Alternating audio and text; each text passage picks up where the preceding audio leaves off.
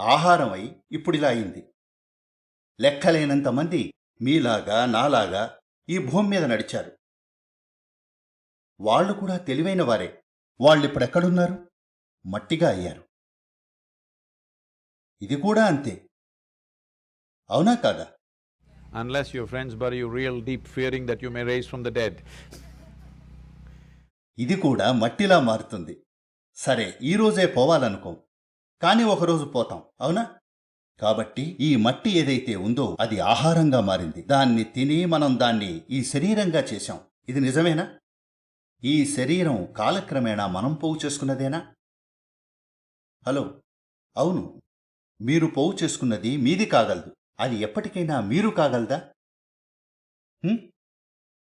మీరు పోగు చేసుకున్నది ఏదైతే ఉందో మహా అయితే అది నాదనొచ్చు. ప్రస్తుతం దాన్ని కాదన్ను, కానీ ఒకరోజు వస్తుంది